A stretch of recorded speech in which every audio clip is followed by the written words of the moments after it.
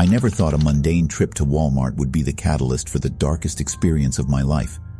It was a typical evening, and I needed a few essentials for my apartment. Little did I know that stepping into those sliding doors would take me on a spine-chilling journey that would haunt me forever. The store appeared ordinary, with its glaring fluorescent lights and neatly stacked shelves. As I roamed the aisles, an eerie feeling began to creep over me. A sense of being watched, of someone lurking in the shadows, made my skin prickle. I shook off the uneasy sensation, attributing it to the vast emptiness of the store, save for a few other shoppers. My shopping cart echoed through the silence as I moved from one aisle to another. Suddenly, a distant whisper reached my ears, and I stopped in my tracks. "Help me," it whispered, barely audible. I looked around, thinking it was a prank or perhaps a store announcement. But the voice didn't repeat, and there were no other shoppers nearby. My heart pounding, I continued my journey through the store. Every so often, faint cries for help or soft moans reached my ears, sending shivers down my spine.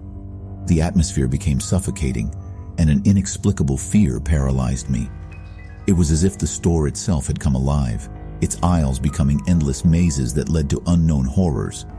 As I approached the electronics section, the lights flickered ominously. The screens of the TVs and computers seemed to display distorted images of dark figures moving behind the glass. I tried to rationalize it as a technical glitch, but my imagination insisted on something more sinister. The frozen food aisle was next, and there I saw a chilling sight. A pale, ghostly figure stood among the freezers, its hollow eyes fixed on me. It was a woman, her face gaunt and expressionless. Before I could react, she vanished into thin air, leaving me trembling with fear. I decided it was time to leave this nightmarish place, but when I tried to find my way to the exit, the store had shifted. The aisles seemed to have rearranged themselves, forming a maze that defied logic. Panic set in, and I frantically searched for an escape route. In the distance, I glimpsed a flicker of light, the hope of finding an exit. As I rushed towards it, the store's layout twisted and turned, leading me astray. The light became a mere illusion, taunting me with false hope. My desperation grew, and the haunting whispers amplified, mocking my futile attempts to escape.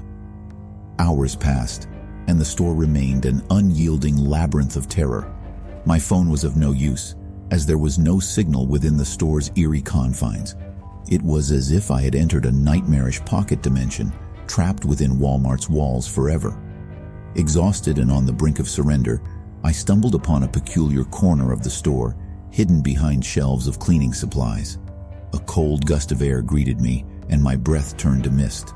There, in the corner, stood a decrepit door, its ancient wooden frame covered in strange symbols. With no other options, I pushed the door open, hoping it would lead me out. What I found on the other side will haunt me until my last breath. It was a nightmarish realm, a desolate wasteland filled with tormented souls and grotesque creatures. They clawed at me, pulling me into their world of suffering and despair. In the midst of the chaos, I glimpsed a familiar face, the pale woman from the frozen food aisle. She approached me, her mournful eyes imploring for help. But before I could respond, she transformed into a hideous creature, her once human form now twisted and demonic.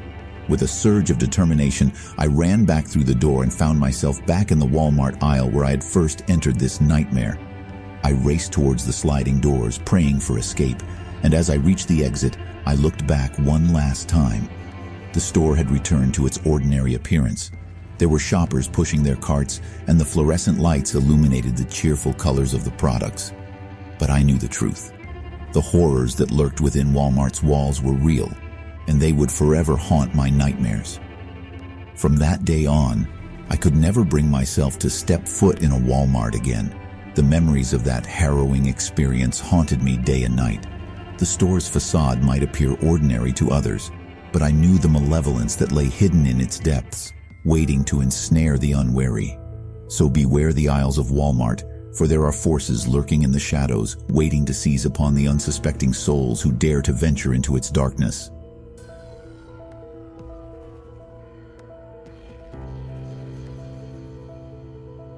Working the night shift at Walmart wasn't my ideal job, but I needed to pay the bills. The eerie silence that filled the store during those late hours always made my skin crawl. But little did I know that one fateful night, the ordinary aisles of Walmart would turn into a nightmare beyond imagination. As I punched in for my shift, I noticed an unusual stillness in the air. The fluorescent lights hummed softly, casting long shadows that seemed to dance across the aisles. I brushed off the feeling of unease, attributing it to the usual solitude of the night shift. As the hours passed, the store remained quiet, with only the occasional sound of a cart rolling in the distance. However, as the clock struck midnight, an unsettling presence seemed to awaken within the walls of Walmart. The merchandise on the shelves rustled as if touched by invisible hands, and the shadows grew darker, almost alive. I tried to distract myself by scanning items and arranging displays, but the eerie feeling persisted. It was as if I was being watched, but every time I turned to look, there was no one in sight. Nerves fraying, I decided to take a break and headed towards the employee lounge.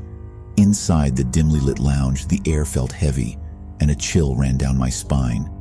The flickering light above the vending machine added to the surreal atmosphere. I grabbed a soda, hoping its sweetness would calm my nerves, but my hands trembled as I fumbled with the can. As I sipped the soda, a distant sound caught my attention, a faint, chilling laughter that echoed through the empty store. It sent shivers down my spine, and I knew I wasn't alone. My heart raced as I tiptoed towards the source of the sound, my breath catching in my throat. The laughter led me to the toy section, where rows of dolls and action figures stood, their lifeless eyes seemingly watching my every move. Among them, I noticed a doll that seemed out of place, its expression twisted into a sinister grin. The laughter seemed to emanate from it, and I hesitated to approach. With a sense of dread, I picked up the doll and inspected it. The moment my fingers touched its cold plastic surface, the laughter stopped. But an unsettling feeling washed over me, as if I had awoken something malevolent.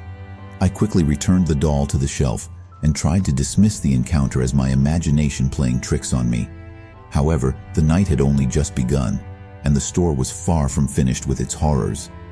As I continued my duties, I began to hear faint whispers, as if the very walls of Walmart were murmuring secrets.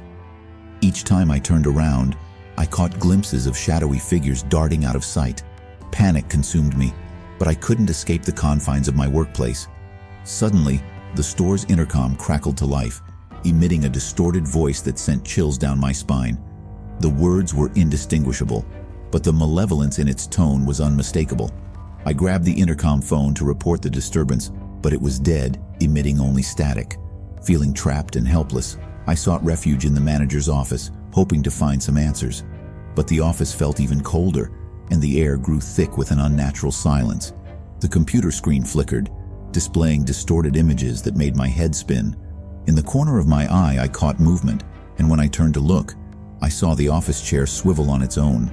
My breath caught in my throat as I witnessed the impossible. The chair moved as if someone sat on it, but there was no one there. With trembling hands, I backed away from the office, intending to flee the store and never return.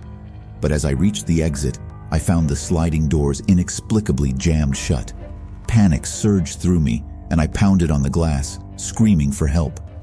A muffled voice reached my ears, calling my name from the darkness. It was a familiar voice, one I recognized, but it sounded distorted and in pain. It drew me back into the depths of Walmart, my fear overridden by a need to find the source of the voice. I followed the sound, my footsteps echoing through the empty store. The voice led me to the storage area at the back, where boxes and crates were stacked haphazardly.